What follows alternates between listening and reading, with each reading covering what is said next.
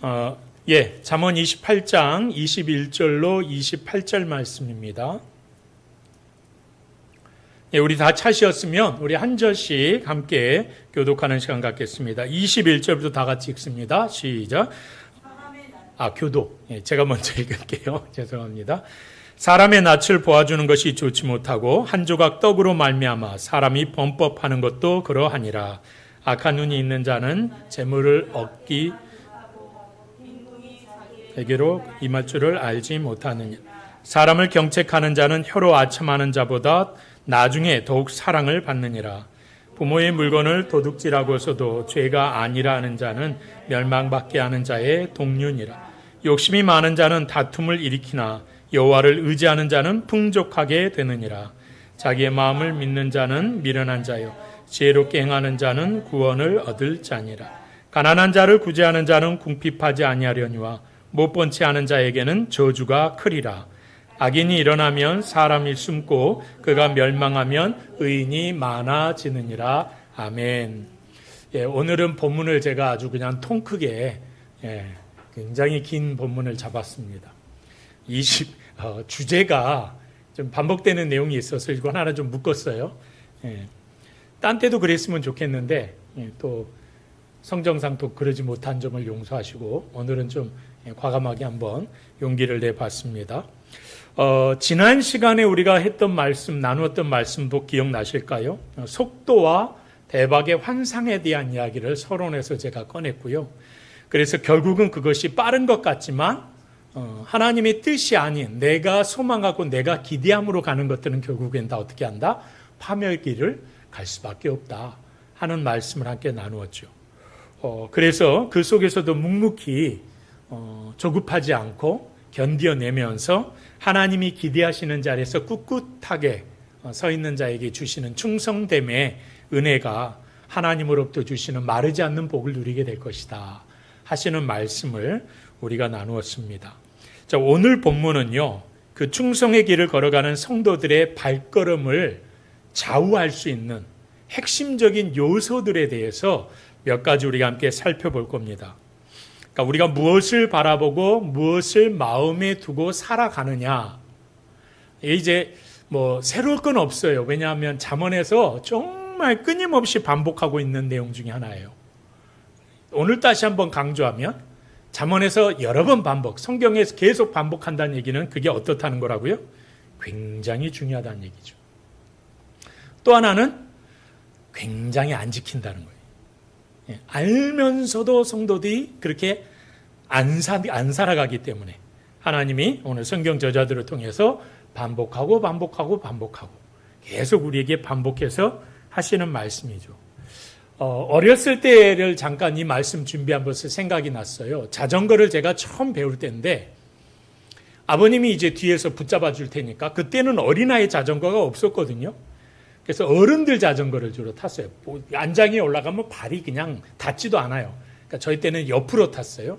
이걸 세로로 탄다고 그랬나? 옆으로 이렇게 탔는데 그것도 중심 잡기가 힘든데 어쨌든 이렇게 발을 이렇게 딱 집어넣고 중심을 잡고 타는데 아버님이 붙잡아 주시면 이렇게 가는데 여러분도 혹시 그런 경험이 있지 않아요? 자전거를 타고 가는데 내가 지금 바라보고 있는 돌멩이가 저기 있거나 혹은 옆에 나무가 있으면 그리 안 가야지 하는데 거길 보고 있으면 계속 핸들이 그쪽으로 가요. 틀림없이 가서 부딪혀요. 넘어지기도 하고. 그런 일들이 있었던 기억이 있습니다. 전문가들은요, 내가 바라보면서 내가 원하지 않는데 그 핸들을 그쪽으로 꺾어서 결국에는 부딪히는 것을 전문적인 용어로 뭐라고 그러냐면 타겟 픽세이션이라고 그래요. 이게 뭐냐면 목표 주시 현상이라는 거예요. 그러니까 한마디로 말하면은 시선이 머무는 곳으로 내 몸이 끌려간다. 그게 이제 목표 주시라는 거죠. 그래서 저희 아버님이 그걸 이미 이 단어는 알고 계셨는지 모르겠지만은 뭐라고 말씀하냐면 저한테 아래를 쳐다보지 말고 멀리 길을 바라보라고. 자꾸 눈앞에 있는 장애물 보지 말고 저 멀리 네가 가야 할 그 길을 멀리 보면 된다라는 말씀을 해 주셨어요. 자, 우리의 인생도 사실은 똑같지 않을까 하는 생각을 해봅니다. 두려움을 바라보면 어떻게 돼요? 두려움으로 끌려가고, 그렇죠? 세상을 바라보면 세상으로 끌려간다는 게 성경의 교훈입니다. 그래서 예수님께서 마태복음 6장 22절 말씀에서 그런 말씀하셨어요. 눈은 몸의 등불이다. 그러므로 내 눈이 성하면 온몸이 밝을 것이다. 그럼 반대로 하면 온몸이 어둡게 되는 거죠. 그것이 우리 눈이 우리 몸의 등불이기 때문에 그렇습니다. 그러니까 눈은 단순한 신체 기관을 뛰어넘어서 우리의 영혼의 상태를 반영할 수 있는, 때로는 영향을 줄 수 있는 귀한 기관이라는 거죠. 그러니까 영적인 시력이 멀어지면 삶의 방향을 잃어버리고 비틀비틀하다가 결국 사탄이 쳐놓은 죄악의 덫에 걸려들어서 넘어지고 고통 가운데 나갈 수밖에 없다는 사실을 성경은 끊임없이 우리에게 말씀하고 계시죠. 오늘 우리가 살아가는 세상은 그래서 끊임없이 우리의 눈을 가리려고 합니다. 우리의 마음이 세상 것을 향하게 만들지요. 여러분 아침에 눈을 떠서 오늘도 거룩한 것을 먼저 생각했구나. 내가 아침에 차를 타고 가면서 오 할렐루야 하나님 저런 멋진 장면을 내게 보여주셨군요. 이런 생각을 갖게 해주셨군요. 왜 아니면 오늘 하루도 어떻게 하나 이런 고민과 염려와 근심의 문제였어요. 삶의 많은 것들이 우리를 때로는 고통 속에 내몰고 하는 것들은 우리에게 오늘도 하나님 안에서 너무 행복하고 오늘도 하나님과 함께 걸어가며 너무 기쁘고 소망 가운데 있고 하는 것들을 생각하지 못하게 만든다는 거예요. 세상의 허탄한 장애물을 계속해서 바라보게 하죠. 그것들이 내 삶에 꽉 자리 잡고 있으니까 오늘 하루가 결코 기쁨이 되지 않아요. 결코 즐겁지가 않아요. 행복하지가 않아요. 근데 여러분 생각해 보세요. 예수님께서 십자가에 달려 죽으시면서 오늘이라는 이 하루를 우리에게 선물로 주셨거든요. 귀한 선물인데 나의 사랑하는 자식들에게 당신의 생명을 주시면서 주신 이 시간을 이 자녀들이 하루 시작하는 순간부터 근심하고 염려하고 걱정하고 고민하고 불쾌해하고 답답해하고 하는 걸로 시작해서 그 밤에 또 그걸로 고민하고 염려하고 하루를 마감해요. 주님이 무슨 생각하실까요? 내가 너희들을 위해 희생한 게 그렇게 값이 없는 거냐? 그렇게 값없는 거라 너는 너 삶에 나타난 문제 때문에 나를 이 십자가에 내가 너에게 준 자유함을 너는 누리지 못하는 거냐? 라는 마음을 갖지 않으시겠어요? 자, 동의가 되지 않든 동의가 되든 간에 이론적으로 한번 생각해 보세요. 그러니까 그렇지 못한 나의 삶을 돌아보면서 그래서 오늘 최소한 우리는 2000년 전에 나를 위해서 십자가에서 죽어주신 주님께 죄송한 마음이 있어야 되는 거예요. 그분의 희생에 비해서 내가 오늘 너무 형편없이 살았구나. 그걸 누리지 못했구나. 감격하지 못했구나. 예수님은 당신의 자녀들을 이 땅에 보내실 때요. 가장 중요한 원리가 그거예요. 가정사역할 때 첫 번째로 하는 얘기가 하나님은 당신의 자녀들을 세우시고 첫 번째로 주시는 게 행복하기를 원하십니다. 행복하기를. 그게 우리를 구원해 주신 이유거든요.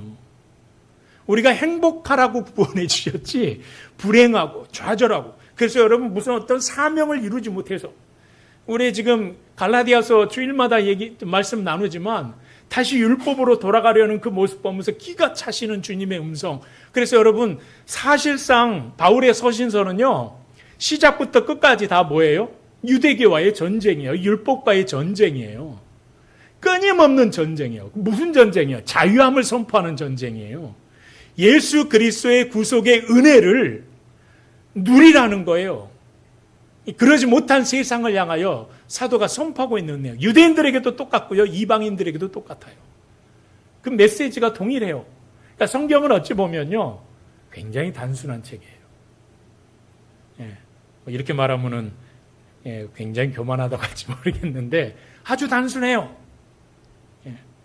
내가 누구인지를 알고 하나님이 어떤 분인지를 알고 그분께서 나를 위해 뭘 해주셨는지를 알면 성경은 다 이해가 돼요. 인정하면 성경은 우리에게 자유함을 줘요. 그렇지 않으니까 살아가면서 고민되고 염려되고 근심이 되는 거죠. 여러분 오늘 선포되는 말씀을 통해서요. 그런 세상적인 미혹으로부터 여러분의 어두워졌던 영적인 눈이 밝히 또한 열게 되시기를 간절히 소망합니다. 하나님이 인정하시는 참된 제자로서는 은혜가 우리 안에 있기를 다시 한번 간절히 소망합니다. 오늘 본문 21절과 22절 말씀을 통해서요. 첫 번째로 우리가 살펴볼 것이 불의와 탐욕의 덫을 경계해야 한다라는 말씀입니다. 먼저 21절은 이렇게 말씀하잖아요. 사람의 낯을 보아주는 것이 좋지 못하다. 이 말씀, 여러분, 사실상 불의와 탐욕의 덫을 경계하라는 말씀 가운데 첫 번째는 어떤 거냐면 불공평한 처사는 결코 옳지 않다. 그런데 그 옳지 않음에도 불구하고 사람이 불과 한 조각 떡 때문에 죄를 범하게 된다. 라는 말씀을 하고 계시는 거죠. 오늘 본문에서 사람의 낯을 보아주는 것이라고 표현했는데요. 재판과 관련돼서 보세요. 재판과 관련돼서. 이 공정한 재판과 판단을 내려야 할 재판관이 하나님의 공의와 말씀에 대한 기준이 아닌 것을 기준 삼아서 판결을 내린다는 거예요. 그 사람의 얼굴, 그 사람의 어떤 직업, 그 사람의 어떤 위치, 우리가 말해 소위 잘 아는 학연, 지연 뭐 이런 것들이죠. 이런 것들을 다 살피면서 혈연을 보면서 판결을 왜곡하는 거예요. 굽게 한다는 표현이 있는데 여러분 우리가 아는 대로 이 판결에 대해서 하나님이 이미 우리에게 정의해 놓으신 게죠. 레위기서 19장 15절에 너는 재판할 때 불의를 행하지 말고 가난한 자의 편을 들지 말며 뭐라고 됐어요? 시작. 두둔하지 말고 공의로 사람을 재판할지어다. 그러니까 세력 있는 자라고 두둔하지 마라. 재판할 때 뭐로 해라? 공의로 재판해라. 하나님의 뜻 안에서 바르고 정직하게 행해야 된다는 거예요. 그게 재판할 수 있는 재판의 기준이에요. 이 외에 다른 기준은 없어요. 근데 오늘 잠언 본문은요. 여러분 이 말씀 가만히 묵상해 보세요. 잘 기억해 두시기 바랍니다. 오늘 잠언 28장에서는요. 뭐 때문에 왜곡된다고 그래요? 판결의 기준이요. 엄청나게 거창한 게 아니에요. 엄청난 액수의 뇌물을 받은 것도 아니에요. 이 재판관이. 뭐 때문에 지금 판결이 어긋나요? 한 조각의 떡으로 말미암아. 떡 한 조각 얻어먹고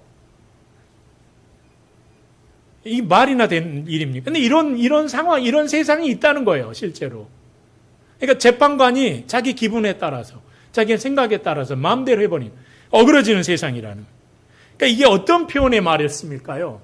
이런 거죠. 눈앞에 아주 작은 이익 때문에 결국엔 자기의 양심을 팔고 하나님을 배반하는 인간의 연약한 모습. 재판관만 생각할 게 아니라 내가 오늘 살아왔던 나의 삶의 가운데 내가 하나님을 배반했던 나의 연약함은 무엇인가를 생각해 보면 한 조각의 떡이 이해가 되지요. 정말 작은 이익 앞에 나의 정직을 버리는 그런 나약한 모습들. 조금만 뭔가가 생긴다면, 유익이 생긴다면 기꺼이 나의 양심을 버리겠습니다. 할 수 있는. 그건 뭐다? 사탄이 우리를 넘어뜨리기 위해서 파놓은 치명적인 덫이라는 거죠. 그래서 여러분 이어지는 22절 상반절은요. 그렇게 말해요. 이렇게 탐욕의 눈이 멀어버린 자들을 가리켜서 악한 눈이 있는 자들이다. 이렇게 말씀하는. 여러분 여기서 악한 눈이라는 게 뭐냐면 시기와 질투 그리고 그 죄악을 아주 나쁜 올바르지 못한 것에 향한 집착. 그걸 표현하는 말씀이에요. 거기 아주 가득 그런 것들이 가득 찬 눈을 말합니다. 그러니까 여러분 이 표현은 이전에 우리가 봤던 22장 그 9절 말씀에 선한 눈을 가진 자와는 정반대된 그런 모습이겠죠.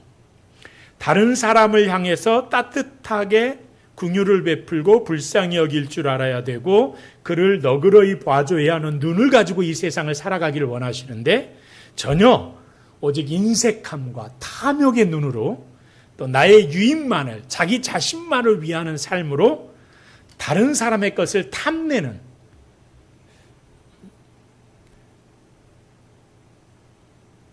우리 기독교인 중에 그런 사람 되게 많아요. 우리 반성해야 돼요. 얼마나 욕심이 많은지. 그러니까 우리 집사님들 아래에서 안내하실 때요. 옆에 교회 어디예요? 그러면 저기 있어요라고 잘 좀 가르쳐 주세요. 나 거긴 어딘지 몰라요. 그렇게 거기가 괜히 왜 그 교회를 가요? 우리 교회시지 이런 말 하지 마시고. 그런 행위들이 교회 크게 보면은 하나님의 형제된 우리 하나님의 가족들 아닙니까? 그렇죠? 누군가 한 영혼이 구원받아서 어느 교회든 나가게 되면 할렐루야지 그게. 우리 교회 나와야 된다.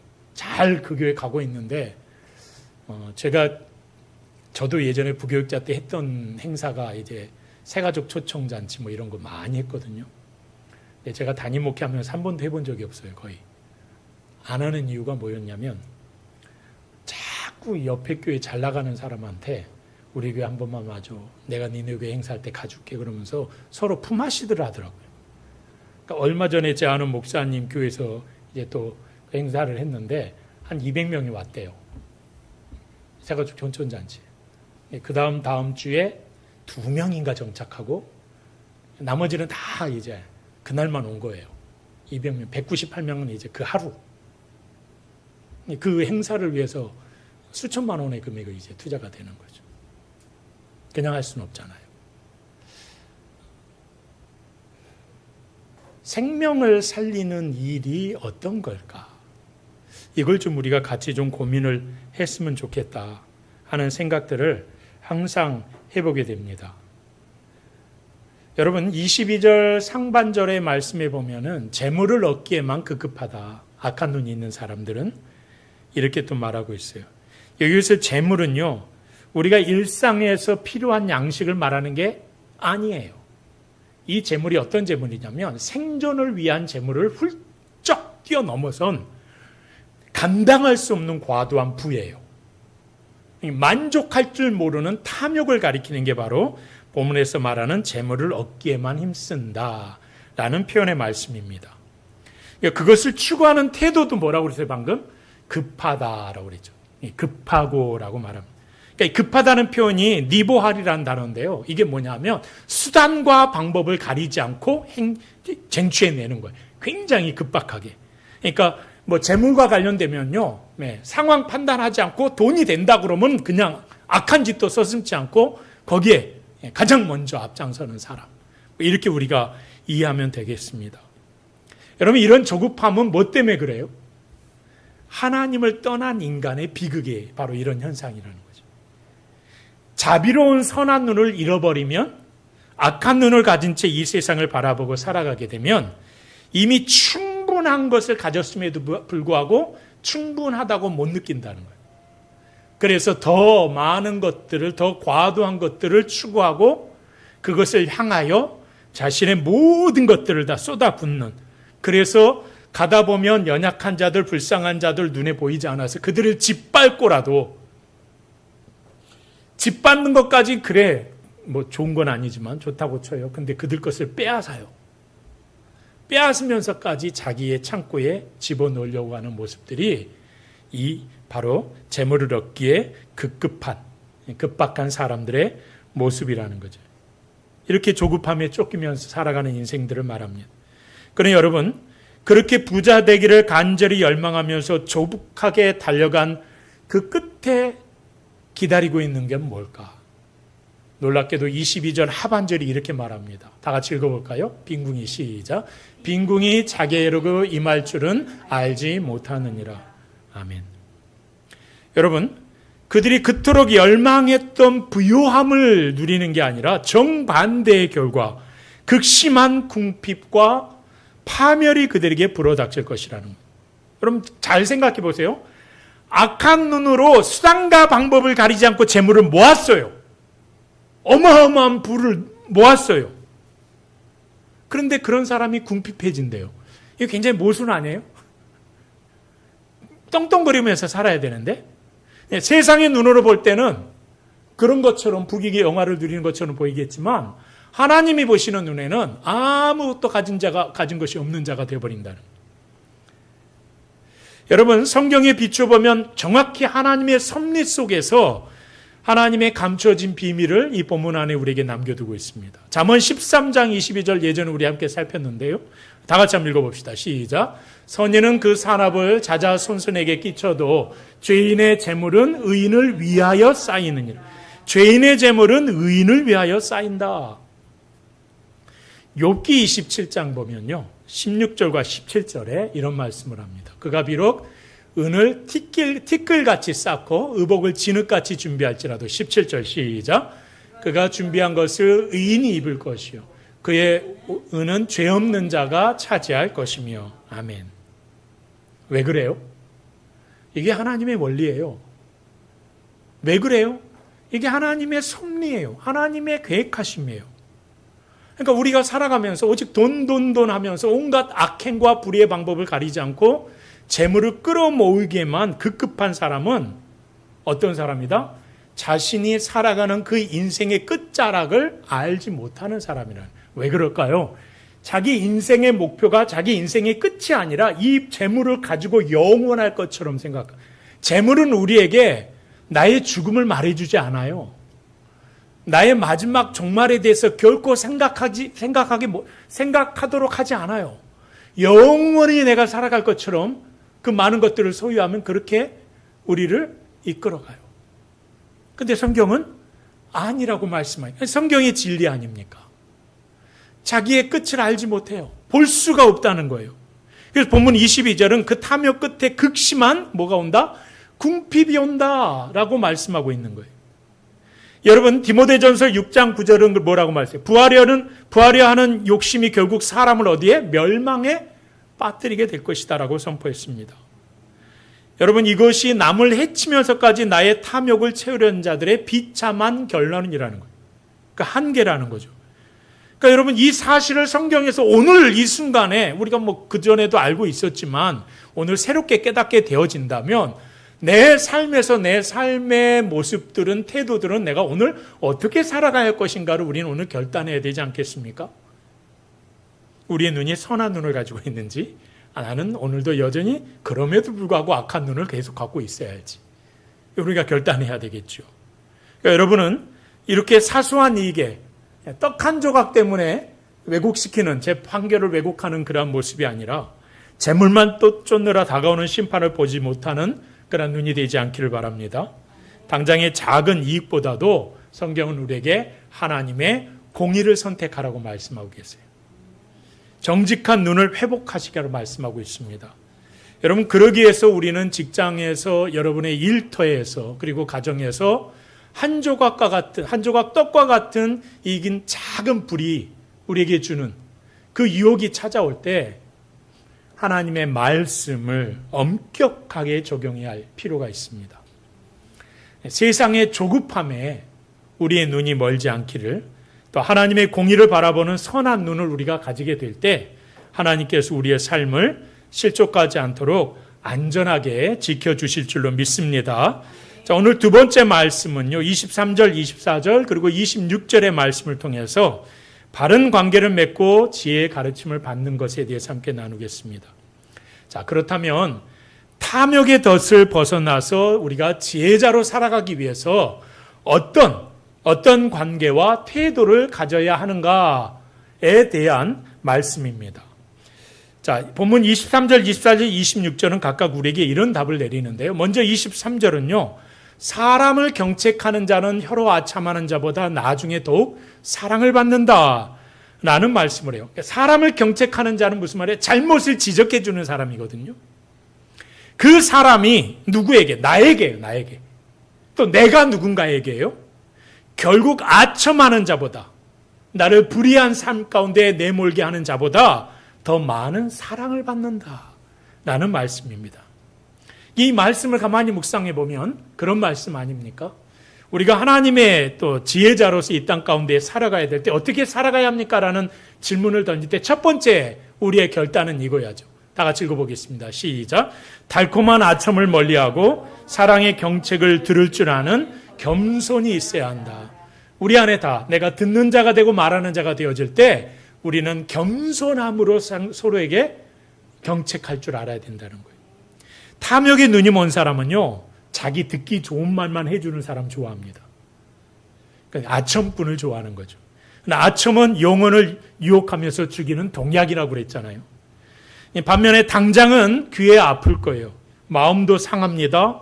나의 죄악과 허물을 잡아주는 책망은 우리의 영혼을 살리는 약이 된다는 거죠. 여러분 다윗 왕이 범죄했을 때 나단 선지자가 책망했을 때 다윗 왕이 즉시로 회개했던 장면 기억나시죠?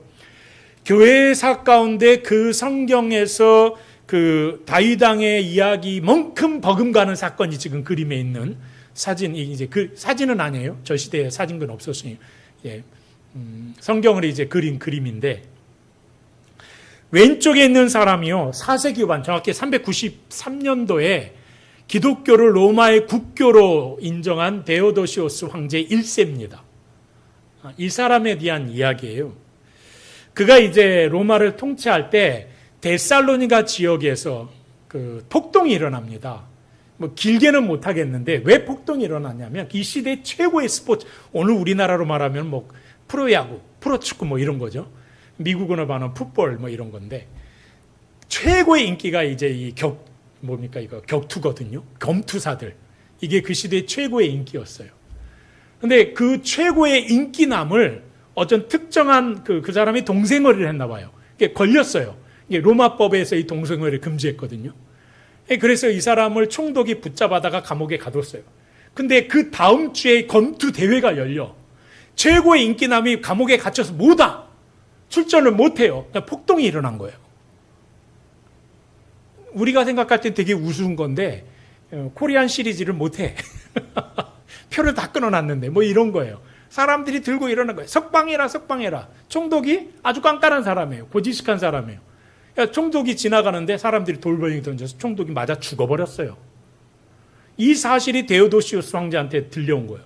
데오도시우스 황제가 그 주변에 지둔하고 있는 군대, 데살로니가 주변에 군대 동원령을 내려서 7,000명을 압살해버립니다. 데살로니가 지역에 7,000명을 죽여버려요. 그게 이제 주 4세기에 일어났던 실제적인 사건이었어요. 이 사건이 일어난 다음에 밀라노가 이제 데오도시우스 황제가 있었던 지역인데, 밀라노가 어떤 곳이냐면 더울 때 여름에 그 로마 황제들이 가서 쉬는 궁궐이 있는 지역입니다.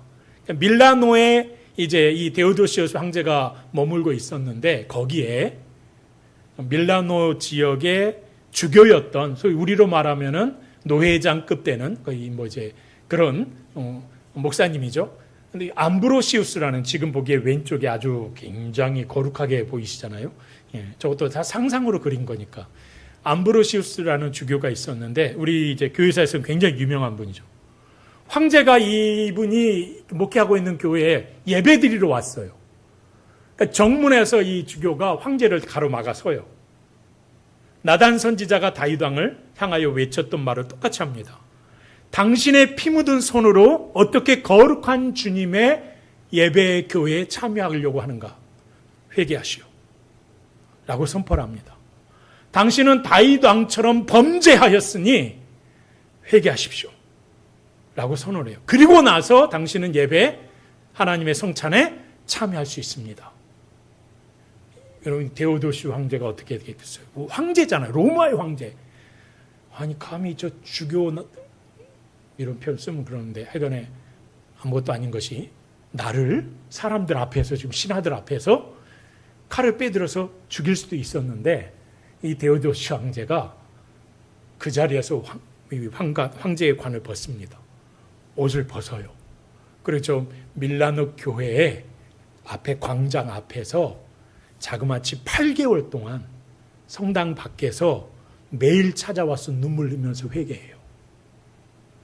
그리고 8개월째 되었을 때 암브로시우스 주교가 들어오라고. 그때부터 예배에 참여하게 되었어요. 기독교사에 굉장히 유명한 이야기죠. 사랑의 경책이 지닌 그 영혼을 살리고 하나님과의 관계를 회복시키는 거룩한 능력이 바로 이런 거라는 거죠. 그러니까 여러분, 우리는 내 경험과 고집, 자존심을 내려놓고 하나님의 말씀 앞에 겸손하게 무릎을 꿇을 수 있어야 한다는 거예요. 우리가 나를 살리기 위해서 주시는 이 사랑의 경책에 귀를 기울이게 될 때 하나님은 우리의 무뎌지고 가려진 영적인 시력을 반드시 다시 밝히실 줄로 믿습니다. 여러분, 이어서 우리가 이제 지혜자로 살아가기 위해서는 가져야 할 두 번째 태도에 대해서 함께 나눠보겠습니다. 자, 두 번째 태도, 잠언 28장 24절을 근거로 하는데요. 한번 읽어봅시다. 시작. 부모의 은혜를 잊지 않고 효의 가치를 회복해야 한다. 예. 오늘 28장 24절 말씀은 그거죠. 부모의 재산을 강탈하는 거나 모셔둬야 할 물건을 훔치고 어차피 나중에 다 내 거 아닙니까? 이게 무슨 죄가 됩니까? 라고 막 합리화시키는 그런 죄악에 대한 폐륜을 말하는 거죠. 그걸 정죄하고 있는 거예요. 이런 말 하는 자녀들 본 적 있어요, 예전에. 근데 성경은 뭐라고 말하냐면, 요즘처럼 그런 그래, 그 집은 그럴 수 있지라고 그냥 허용해 준다 해도, 최소한 성경은 우리에게 이 기준에 대해서 이렇게 말씀하고 있거든요. 멸망케 하는 자다. 멸망케 하는 자와 동류다. 무슨 뭐예요? 멸망케 하는 자가 누군데요? 사탄이잖아요. 사탄의 친구라는 거죠. 그러니까 부모를 경외하고 은혜를 아는 질서가 하나님이 이 땅 가운데 10계명을 보세요. 하나님과 관계의 계명 다음에 첫 번째로 나오는 5계명이 뭐예요? 내 부모를 공경하라. 이게 가장 첫 번째예요. 사람과 사람 사이에서 가장 우리가 중점적으로 생각해야 될 건 부모님과의 관계라는 거예요. 부모님을 기쁨으로 섬길 때 하나님은 뭐라고 말씀하셨어요? 땅에서도 잘 되고 장수하는 범사에 충만케 되는 복을 주시겠다고 말씀하시지 않았습니까? 26절의 말씀을 이어서 한번 볼까요? 제자의 세 번째 태도입니다. 시작. 자기의 경험과 마음을 과신하지 말고 하나님의 지혜를 따라야 한다라고 선포하고 있습니다.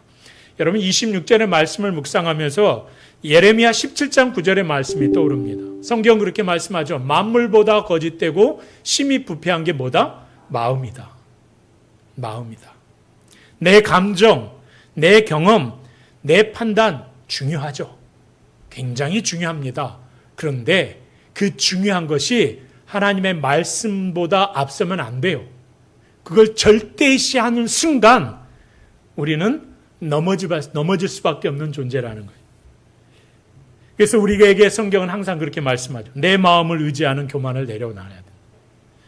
내 생각, 오직 모든 걸 내려 오직 하나님의 말씀과 그 지혜를 따르는 자의 삶을 우리가 살아야 한다는 거예요. 하나님이 약속하신 온전한 구원과 보호를 경험하는 것은 그분이 말씀하신 대로 순종하며 살아가는 자에게 주시는 유익이에요. 여러분, 우리가 이제 하나님께서 출애굽 백성들을 광야에서 내모시면서 이제 쫙 걸어가게 될 때 그들이 걸어왔던 인생의 여정이 출애굽기 시작해서 레위기 민수기까지 다 오는데 신명기를 딱 읽는 순간 다시 한번 리바이벌 출애굽기예요. 다시 출애굽기 이야기가 반복되는 것 같이 보여주면서 새로운 이야기보다는 좀 더 뭔가 강조되고 뭔가를 분명하게 짚어주는 그런 말씀으로 우리에게 다가오잖아요. 그 말씀들을 우리가 가만히 묵상하면서 생각하는 것들이 어떤 생각들이 들어요? 하나님께서 그네 백성들의 삶에 있어서 너희들이 살아왔던 삶의 모든 것들을 내려놓고 이제 다시 한번 내가 강조하는데 내가 너희들에게 원하는 삶은 이런 삶이야. 어디를 들여보냐? 가나안 땅에 이제 들어가게 돼. 실질적으로 40년이 지나서. 그럼 그 땅이 어떤 땅이냐? 젖과 꿀이 흐르는 땅은 맞는 것 같아요. 근데 그게 이 말씀에 순종할 때 젖과 꿀이 흐르는 땅이에요. 순종하지 않으면 지옥이에요. 지옥문이 열리는 땅이에요. 그 땅이 그런 땅이에요.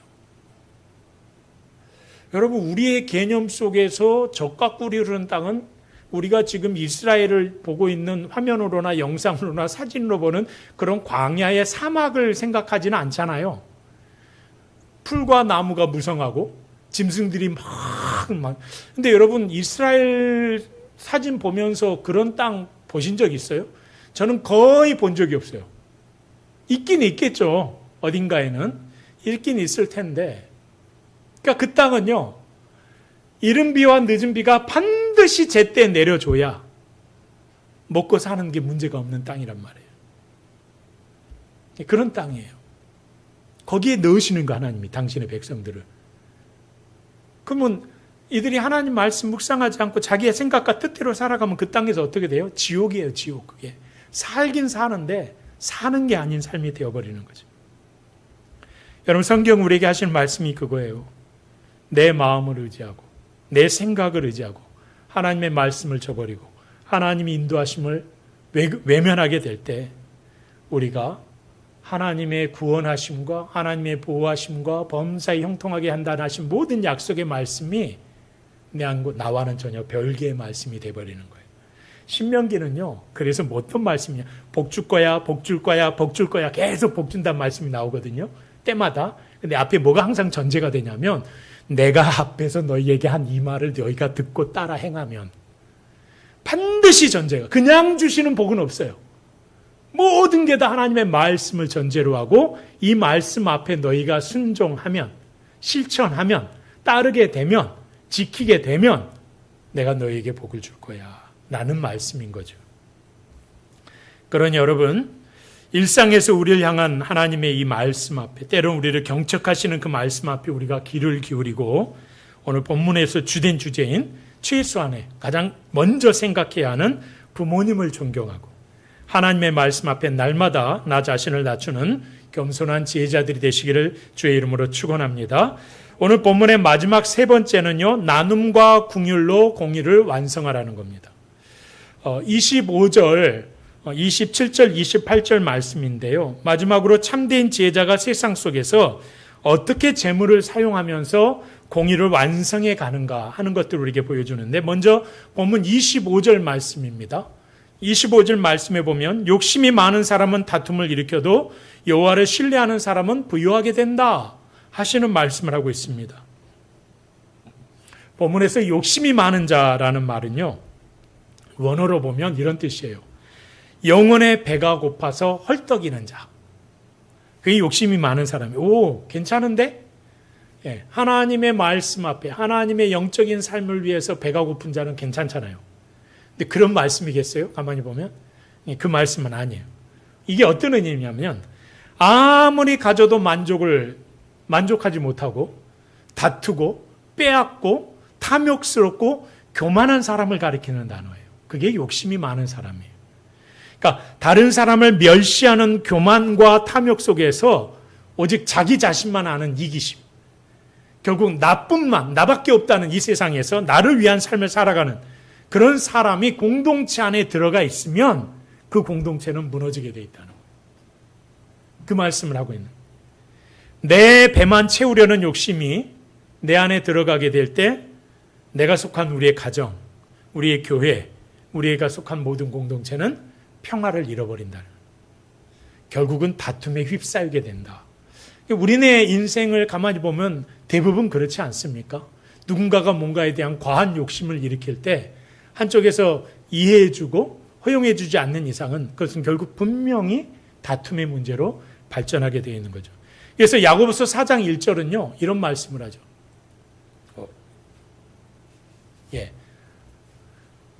읽어보겠습니다. 시작. 너희 중에 싸움이 어디로부터 다툼이 어디로부터 나느냐? 너희 지체 중에서 싸우는 정욕으로부터 나는 것이 아니냐? 싸움과 다툼이 일어나는 원인을 우리 안에서 싸우는 쾌락에 대한 욕망, 정욕 때문에 나타나는 것이라고 분명하게 선언하고 계시죠. 그러니까 모든 다툼의 뿌리에는요, 반드시 영혼의 배가 고파서 헐떡이는 인간의 부패한 탐욕이 도사리고 있다는 거예요. 그러니까 스스로 채우려 하지 않고 여호와를 의지하는 자는 하나님께서 친히 그의 삶을 풍족하게 채워주시는데 그렇지 못한 자들은 여전히 부패함 속에서 살아갈 수밖에 없다는 거예요. 그리고 그 풍족함의 은혜를 경험한 지혜자의 최종적인 삶의 열매가 본문 27절입니다. 이 말씀 마지막으로 우리 한번 크게 읽어보겠습니다. 시작. 가난한 자를 구제하는 자는 궁핍하지 아니하려니와 못 본 채 하는 자에게는 저주가 크니라. 아멘. 여러분 이게 세상의 경제학으로 이해할 수 없는 하나님의 역설적인 복의 법칙이라는 거예요. 세상은 그렇게 말하죠. 내 손에 쥔 것을 빼앗기지 않고 더 쥐어야 뭐가 된다? 부자가 된다. 그러니까 많은 것을 소유했어도 이거 잃어버리지 않고 포기하지 않고 손실받지 않고 더 많은 것을 내가 가져와야 부자가 되는 거예요. 이게 세상의 기준이잖아요. 근데 하나님의 말씀은 뭐라고 그래요? 우리에게 부요함이 가난한 자, 약한 자를 향해서 너의 손을 펼치고 나누는 자가 결국엔 부자가 된다. 궁핍해지지 않는다라고 약속하고 있는 거예요. 그러니까 여러분 이게 아멘으로 우리가 얼마든지 할 수 있는데 삶에서 이걸 실천한다는 게 정말 어렵다는 거 우리가 너무나 잘 알아요. 그러니까 하나님은 쉬운 걸 우리에게 하라고 하시는 게 아니에요. 그러니까 어려운 이 문제를 내 마음먹기에 달려있거든요. 내가 결단하게 되면 약속이 우리에게 임한다는 거예요. 그러니까 여러분 응답도 받아본 사람이 응답을 받는다. 그렇죠? 기도 응답도 하나님 앞에 우리가 확신 가운데 기도하는 것은 기도 응답을 받은 사람의 기도는 달라요. 근데 확신하지 못한 사람은 기도해놓고 뒤돌아서면서 안 될 줄 알았어 그런다고. 하나님이 또 다른 방법으로 역사하실 것이고 내가 구하지 아니한 다른 모습으로 하나님이 허락하실 것이라는 믿음을 갖고 끝까지 기도해야죠. 끝까지. 그게 하나님이 우리에게 약속하신 말씀의 은혜 아닙니까? 그러니까 결국 우리가 이 땅에 살아가면서 하나님께서 우리에게 주시는 은혜들, 살아가는 모든 순간에 우리의 심령 가운데 모든 것들이 다 나를 하나님의 말씀 앞에서 멀어지게 하고 다투게 하고 무너지게 하는 것들이 우리 주변에 너무나 많이 있다는 거죠. 그 사실을 우리가 분명히 깨달아야 됩니다. 잠언 19장 17절 가난한 자를 불쌍히 여기는 것은 뭐다? 여호와께 부어드리는 것이다. 이게 비결이었어요. 그래서 그의 선행을 누가? 하나님께서 누구에게? 나에게, 그에게 갚아주신다.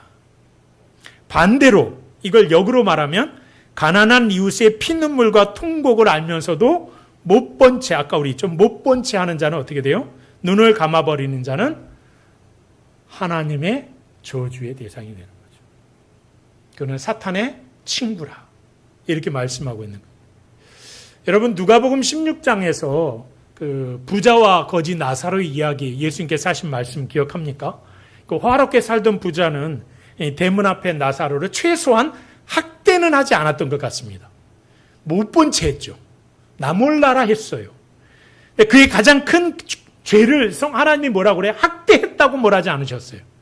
못 본 채 했다고. 그가 굶었을 때 네가 못 본 채 한 것이라고 주님 말씀하죠.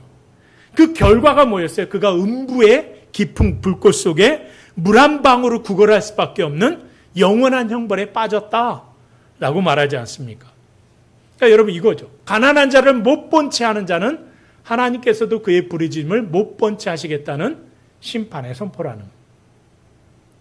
그래서 마지막 28절은 이런 말씀합니다. 악인이 일어나면 사람이 숨고 그가 멸망하면 의인이 많아진다.